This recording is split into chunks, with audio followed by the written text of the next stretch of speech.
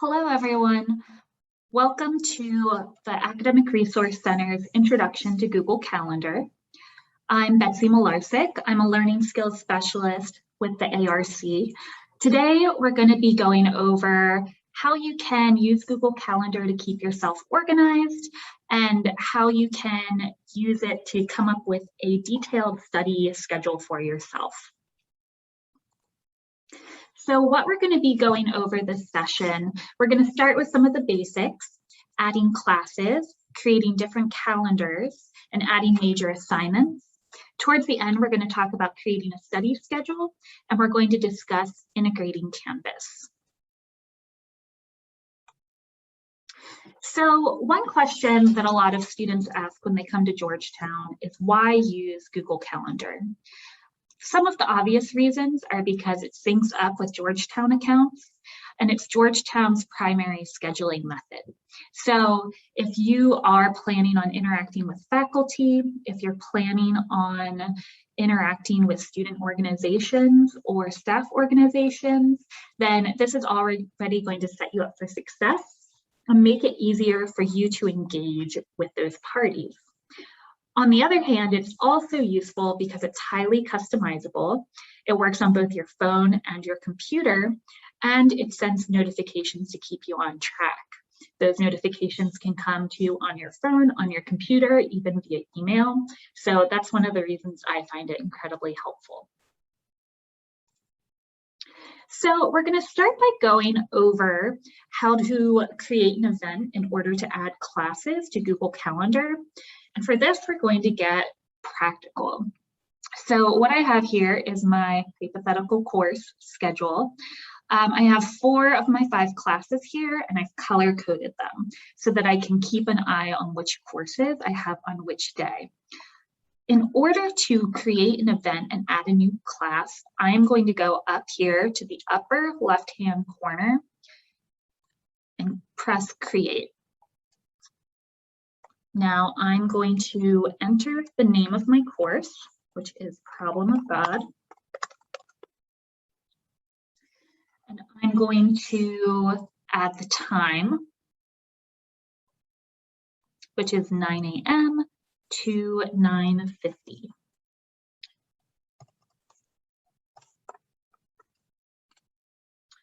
So already this initial panel doesn't have enough detail for me. So I'm going to go to More Options in order to set up a recurring event. So how I do that is by going here to the Does Not Repeat, and I go down and click Custom. So for this course, this is a Monday, Wednesday, Friday. So I have it repeat every 1 week, Monday, Wednesday, Friday, and then I want this to end on December 6th because that is the last day of classes for the fall academic semester.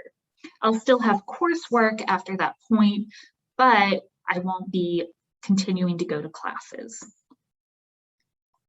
So now we set up a recurring event. I also want to make sure that I have a notification. The standard notification on here is 10 minutes. I want the reminder 15 minutes before I head to class because that's how long it takes me to get there.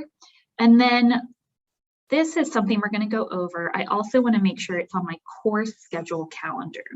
That's the calendar where I have just my courses.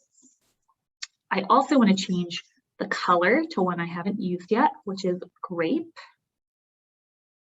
And then I'm going to save that event. So we have it up here. I started it on the 22nd. If I have a mistake like that, I can always edit this. I just click on the event. I click on Edit Event, and I'm going to change September 22nd to September 8th. And then I'm going to edit this and following events. So now we have all of the Problem of God courses set up.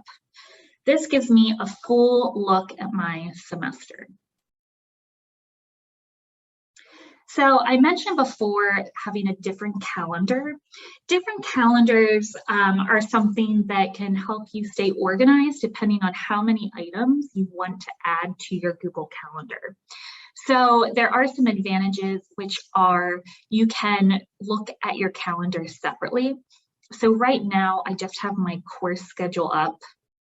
And if I add my major assignments calendar, it might be difficult to see what my major assignments are. However, I can unclick my course schedule and clearly identify I have a Spanish quiz on Wednesday and a calculus test on Friday. These you can turn on and off just with a simple click. You want to make sure just to click these check boxes. You don't want to click the X's, that will remove the calendar. One thing to be wary about in using too many calendars is that things can get crowded and you don't want to use Google Calendar to the point that it becomes white noise. But using it for something that you want a notification about is always a good idea. It's also helpful to notice that up here, you can look at Google Calendar in week view, in day view, so we can see everything I have for the day, or for month view.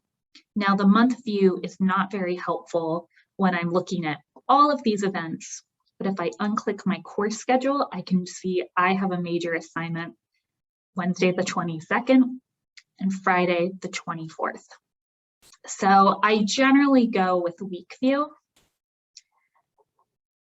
We have to jump ahead to the future because that is how I process looking at my calendar the best. So adding major assignments. First of all, major assignments, what does that mean? That means any tests, any papers, or any projects that might be worth a higher percentage of your grade. It also might be something that you have to turn in at an unusual recurring deadline. So if you have a journal entry due Sunday night at midnight, maybe you want to add that to your calendar. You can find these major assignments often by looking at the syllabus. If the syllabus doesn't have a list of major assignments, another good place to check is your Canvas page for the course. Sometimes there might be assignments listed under grades, under assignments, or under files. You can also check the syllabus link there to see if there's any additional documents. So we are going to create an assignment event. For this, we're going to do a one-time event. This is for Problem of God essay, and this is due Wednesday, September 22nd at 9 a.m. So we'll just say 9 to 9:30. And so for this, something that I want to be sure to play with is the notifications.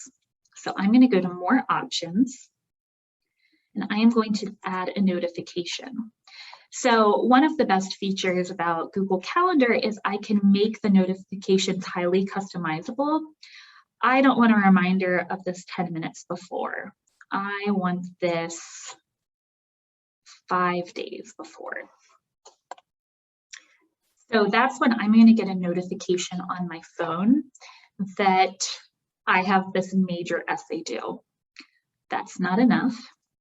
I'm also going to add an email. I think I'm going to do this one week. Yeah, 9 weeks is a little excessive. So that means in my Georgetown email account, I will get an email reminder that I have this essay due in 1 week. And then the last thing is I want to make sure to put this on my major assignments calendar. And if I want, I can change the color. So if I wanted to make it grape to match my Problem of God course, I could. I like having the major assignments their own color because that way they stand out. And then we are going to save this. So now we have problem of God essay due. When we look at this calendar, we can see when all of the major assignments are due. So some folks like to add just test paper projects. I've also known people who like to add all of their homework assignments. Adding all of your homework assignments to Google Calendar can get burdensome. Not only is it a lot of work, but then there's so many notifications that the ones that you want don't stand out. So I would stick to just using this for tests, papers, projects.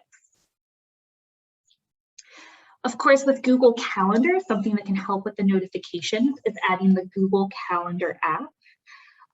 This is something that's free for your phone. Not only will it provide the notifications directly on your phone screen, but you can also switch from your computer to your phone without doing any additional updates. The app will update it automatically. It will also sync with your Gmail if you get that on your phone, your Drive if you get that on your phone. So it's just part of the whole Google family. So creating a study schedule. I'm going to bring up our course schedule again for this, get rid of the major assignments. When you're creating a study schedule, a good first step is to think about the times that you are most likely to study. And that might sound obvious, but I think there's the instinct when you're in college or in graduate school to just work all the time, be a machine, stop until, work until you drop and never stop working. And that's not really practical. I think it can often make you more productive if you acknowledge the times when your brain is turned off. So for me, in looking at a potential study schedule, I acknowledge that one, I need sleep and I need to stop working by a certain time of the evening. For me, that's 10 p.m. because after 10, even if I'm still working, I'm not really working. I'm procrastinating, I'm wasting time, it's a mess. And then I also acknowledge that I am not going to be working before this problem of God course. And so with my study schedule, I don't typically have anything before 9 a.m. or even 10 a.m.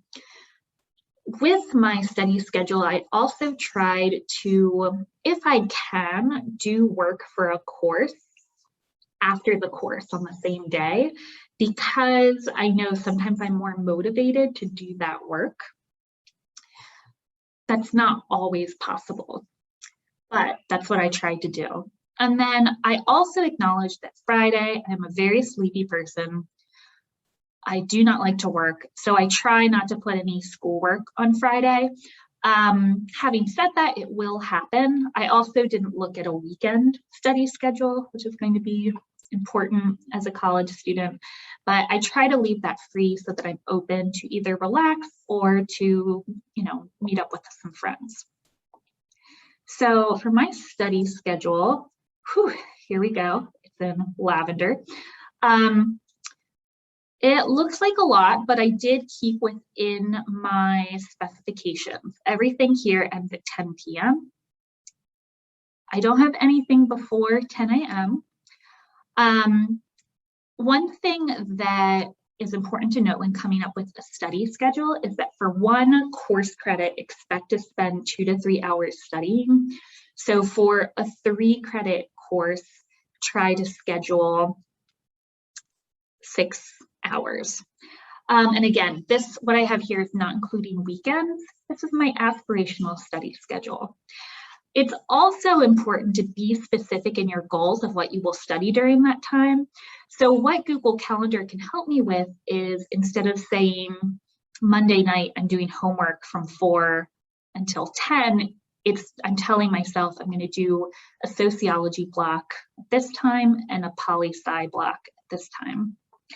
So just looking through how I structured some of this, I tried to put my sociology homework after the class because that's when I can do it best. And I try to do that with calculus as well. I couldn't do that on Thursday fully because I do need to eat dinner. And I think that's important to note too, that I've left time for dinner every single night. I've left time for lunch as well during the day. So that means for calculus, after this Thursday class, I'm going to plan on doing more calculus homework.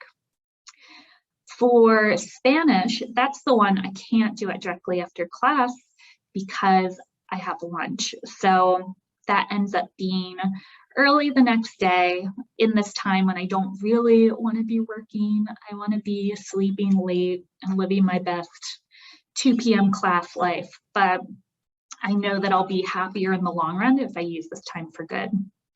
So there's definitely some balance. I also know that there are going to be days that I don't need to do this much sociology homework. So I can use that time to move on to studying for that, for working on long-term assignments, or for working on other assignments.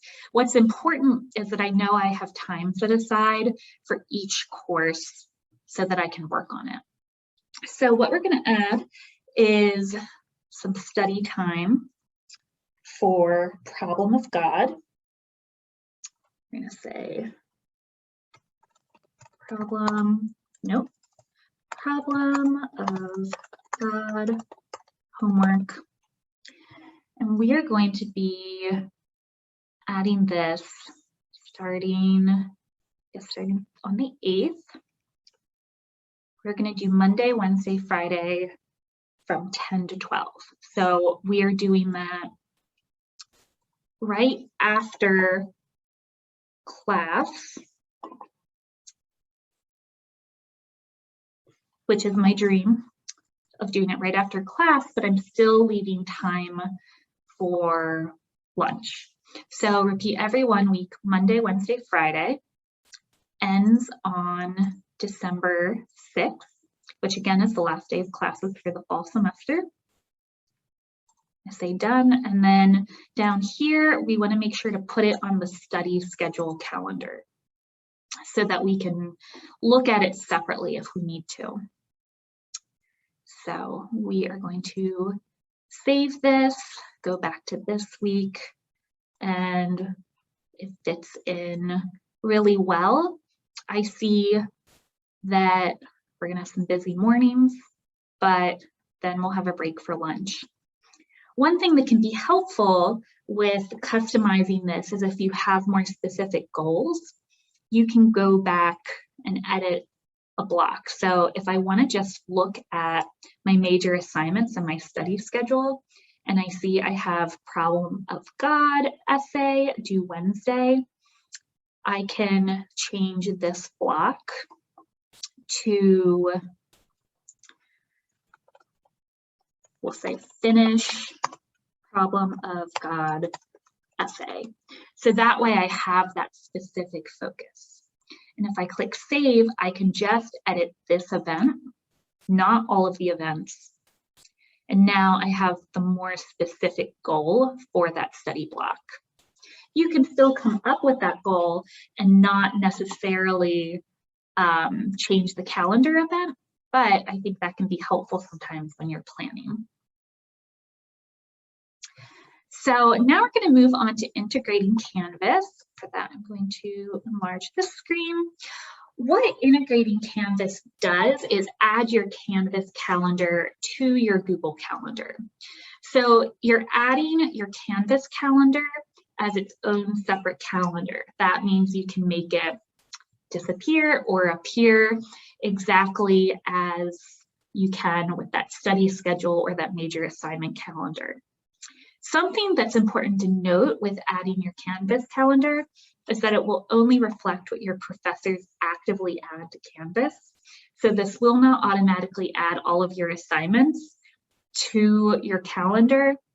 However, if you have professors who add assignments to Canvas, then they will be added automatically. So how do you do this? On Canvas, you want to go over to the left-hand bar and click on Calendar.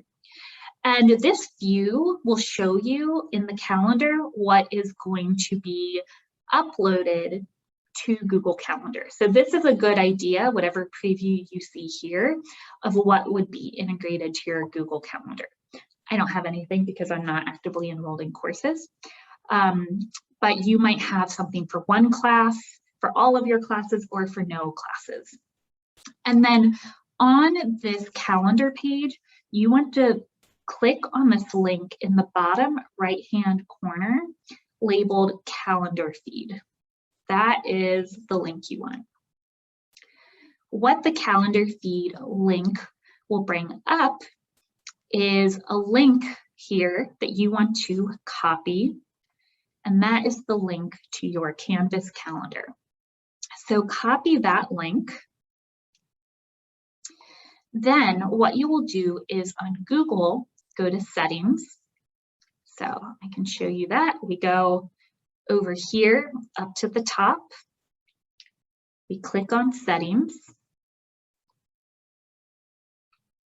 We scroll down on the left to add calendar. We have over here, create new calendar is how we add one of our basic calendars. Just created a homework calendar and it appears here. But if you click here from URL, that is where you're going to add your Canvas calendar. So you will paste the link there, add calendar, and then it will appear over here as its own independent calendar. So here it automatically came up as Betsy Malarczyk Calendar Canvas. You can rename it. You can also edit settings. So that's a tool that can save you some of the work of putting in assignments if your professor has made that possible for you as a student. So we're going to have time for questions in a moment, but first I wanted to go over some other ARC resources just to help you get situated. Our next webinar is going to be a Pomodoro Method work session on Tuesday, September 28th from 4 to 5 p.m. What we'll be doing is going over timed work sessions, so practicing doing schoolwork with a timer, and this will include the opportunity to practice doing a timed work session. So we will take time at the end to actually do some work. I wanted to mention also our academic worksheets, which are available on the academic resources page on our website. So we have a lot of worksheets related to time management, studying, writing. So a lot of them look like this. They've got quick tips. They're generally kind of a simple beginning to get you involved in some study skills. And some of them are more worksheet oriented. So it's something that you can actually use to practice if that's a way that you learn better. Of course, we also have the backlog of our academic success webinar series. Starting from fall 2017. This is also where you can see information about upcoming webinars, and then the link to the webinars will always be available there. So for all of this and more, head to this website, academicsupport.georgetown.edu, and that is where all of the resources are available. So we have time for questions. I'm just going to enable the chat. If there are no questions, thank you for joining. And if there are questions, feel free to add them to the chat.